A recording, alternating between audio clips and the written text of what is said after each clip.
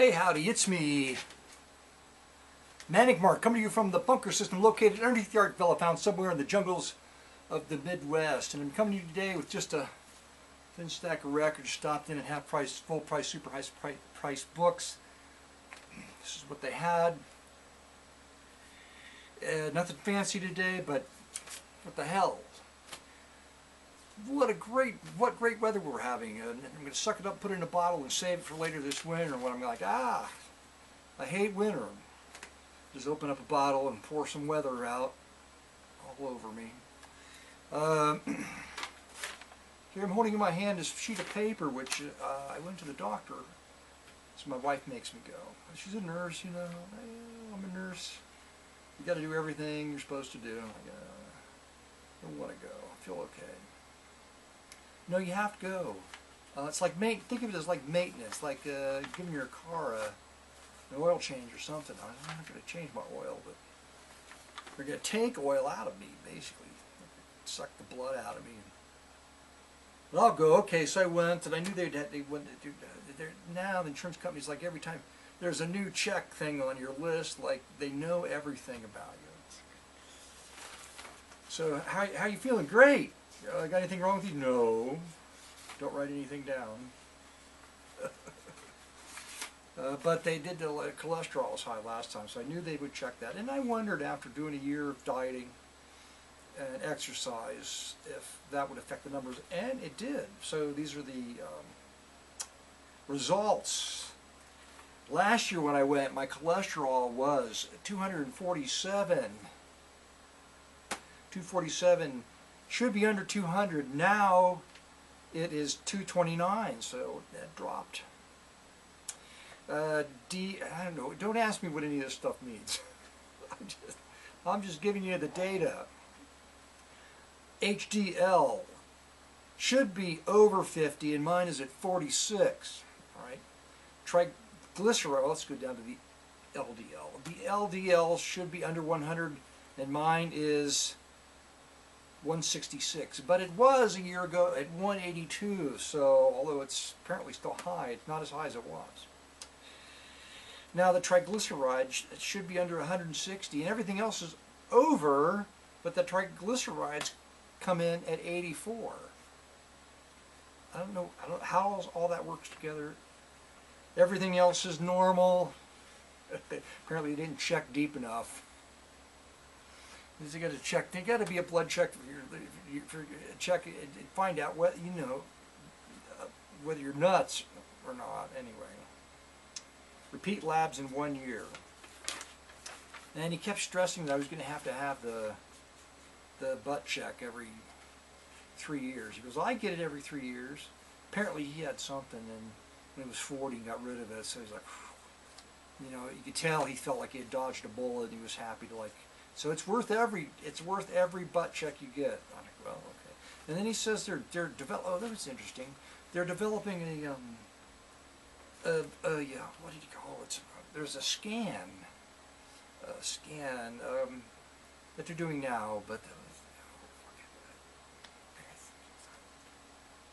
anyway, a scan. So you just get scanned outside your body, like a Star Wars thing, you know, Star Trek scan. He goes, but then if they see something, you know, they got to go in and do it anyway. So then you got to do the prep twice. That was his point. Like, if you do the outside scan, if they're developing and they see something, then you got to do the prep again. We're all boasting. They're like, I said, well, the second time around, the prep, you know, I could almost just. And I said, but the first time it was a surprise. He's like, oh yeah, a surprise. I know what you're saying there, buddy. Okay. Are there any stories? Still working on the train set. Oh, man, they were running some machinery up above us, and I thought something was going to fall down, like on my head. So normally it's like, the hard hat. Oh, I got to wear the hard hat all day long. It's uncomfortable. I'm like, well, I wear 2 or 3 hard hats, one on each shoulder, and one because. I don't know what they were doing, but it was a different kind of vibration that I've felt before when they were jackhammering, doing other things, which is pretty bad, dropping pieces of concrete, the whole room This is like a deep, deep vibration. It's like, oh, you think it's the one building I think would survive if something happened, an alien attack, apocalypse, nuclear attack. If the North Koreans dropped one right on top of Cincinnati just because we hate you, Cincinnati, not because there's really anything here that they need to destroy, strategically, tactically, would make a difference, and I don't think they care. It's just like, send one over, wherever it goes, anywhere in America, that's fine with us. We've done what we've had to do. Anyway, that the building I work in would be, I wouldn't even know it would happen, right? Then you leave for work, you clock out, unless all the power was out. Of course, it'd be dark, like something's wrong. You'd go outside and be like, there'd be flames and stuff would be falling from the sky. Ashes, like in the movies, there's ashes would be floating, burning embers would be floating, and half-naked people would be running in front of you screaming. And you'd be like, oh man, I should have saved part of my sandwich for later. Does it look like I'm going to get anything to eat tonight? Okay, should we go right to the records? Why not? Let's just hold up the first one on the stack. I don't promise you anything. Anyway, you're not going to get much today. It's Paul Horn Dream Machine. That's right. So, Paul, why did you decide to put a photograph of yourself on the cover, right? You titled your album Dream Machine. Are you saying something about yourself, right? Well, I've always had this theory, when you're driving down the street, it's just human nature to like look at people and go, holy crap, what, oh. But you know that there's somebody out there that they think they're made for each other, right? That's a dream machine to somebody, right? So I never like, okay, I drive on by. I don't do that because I know that everybody's got their dream machine out there somewhere. So he's like, hey, my dream machine is out there. Or he said he's the dream machine, and never mind. You went on too long about that. Anyway, what I found interesting about this album is Lalo Schifrin has a hand in it. He composed, arranged, and conducted this thing, and Paul Horn is doing whatever he's doing. I think there was a date on this, but now I can't find it. Got synthesizers, and he plays the flute, okay, drums, bass, guitar, horns, keyboards, and synths, which Lalo Schifrin apparently plays, keyboards and or synthesizer, or both. So, could be interesting. Maybe it's just, never mind. I'm not even gonna, whenever I guess I'm wrong. Here's a fun cover. It's Electra. Of course that's her name. Why wouldn't it be? Electra, the belly dancer. There's supposed to be some kind of free instruction insert. This copy, somebody stole the instructions. They're never in there for belly dancing records. The instructions that come with the records are always missing, it seems like, for some reason. It's Don Costa, and once again, here's an album cover with Don on the front. I think maybe this is the third. I used to say, oh, it's nice to find a album with Don Costa's photograph on it, but now this is the third one. I'm thinking, Don, why are you on so many of your album covers? It seems strange. Anyway, 1996, it's Don Costa Voices and Orchestra, theme from The Unforgiven. Laura, one of my favorites. George Shearing, That Fresh Feeling. No. That Fresh Feeling. That's going back. Remember that commercial? That Fresh Feeling. Don't go into that either. I probably got this one, but this is such a clean copy that now I have another one. Another copy of it. I do that on eBay now and then. Like, hey, that looks really interesting. I'll buy it. And I buy it, and I get it home, and then I start to blog it. And then just, I think, maybe I should check my own blog. And I check my blog, and I've already got it. But usually the follow-up, the follow-up post has got some more information. Something's better. So it's worth every penny. Buying everything 2 or 3 times. Worth every penny. I know I don't have this one. There are a few things in the stack today that just because they were there and I've never seen them, in the dollar bin anywhere, I'll pick them up. So the Dells, Give Your Baby a Standing Ovation on Cadet, 1973, the Dells. a Jackie Gleason album that I don't know if it's a re-release of material or material published in 1970, just because it's late for Gleason. I don't know. I'd have to research it. But anyway, it was a nice cover, so I picked it up. And speaking of the Berry Sisters, just because last week somebody saw the Berry Sisters album cover, posted it, well, hey, that's the Berry Sisters, and here's another one, and they always look fabulous on their album covers. Now there's 3 of them, but for some reason, on this release there are only 2, all right? But they still look fabulous. The 2 that are left, who knows what happened to the 3rd one? That could probably be researched, right? Probably on the wiki page. It's like, well, the 3rd Berry sister, they had a falling out, or she got sick. You know, tragically, something happened.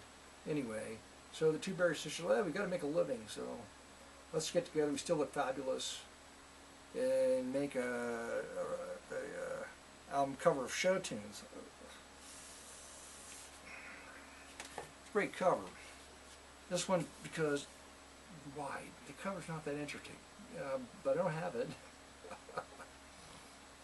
Oh, day by day. The London Festival Orchestra. Oh well. Here's another one that was in the dollar bin and you normally wouldn't see. Also an AFCO 1972. It's the Stylistics Around 2, apparently. You figured that out before I did. And here's another an album that I've got. This is probably the 4th copy of it. I had to save it. I had to save it from the... For some reason, nobody buys the Exotica records. Now, I have so many of the Quiet Village releases, including, of course, you know this if you watch all of my videos, a mono release, which would be the first release of Quiet Village, signed by the entire band. Ron Denny, Arthur Lyman, and the rest of the guys. So I have about probably 5 copies of that. So I don't buy any more of those.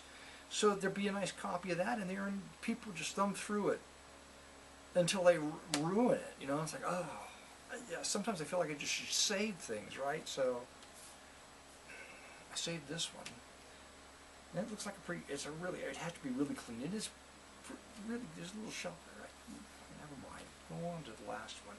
Last but not least, why it's not least? It is least because it should have been on top of the stack, because I think I already have this one too, but it was in shrink. So I picked it up again because the cover's colorful and sort of cheesecakey, right? Harry James. It's on Pickwick, so it's probably a retread of his tunes. I assume just a collection of his stuff that Pickwick thought they could sell a few copies of. That's it. So what are you watching on YouTube? Watching some beat clubs at night? The Beat Club, German. And for some, in the 70s, did they do it? Yeah, maybe it's black and white. It looks like maybe in 1970 they shifted to color, but they run so many filters. It's like in Germany, everybody we got to make our. It's not just interesting enough to watch the musician. You got to put them in front of green screen and blob them up with colors and overlay everything, and because everybody was doing acid back then. Apparently they watched the show and they had to give them something to go along with the drug. It's pretty annoying to watch more than a half an hour. So I scroll through sometimes, and the music is all the same, basically. It's sort of that psychedelic jam kind of stuff that you don't know what you're talking about, do you? No, that's right. You got to get tuned in. Well, so what? So it sounds all the same, but still, you buy that stuff. What? Of course, that sounds all the same too. So that brings me back to my point. Like, what is in your head? So you got no. I'm thinking like, oh, notes. They go up and they go down. And how do you put them all together? And what makes something, one form of music appeal to someone over another? Because it's just notes going up and down, right? And interweaving, you know. So it's just all sort of like a frame of reference that you have from your experiences, I think. It must be an emotional release, so, or, you know, when you tuned into the rhythm. I think that has a lot to do with it. Or is it like easy listening where you can detach, so you enjoy it because you're not directly associated with it, right?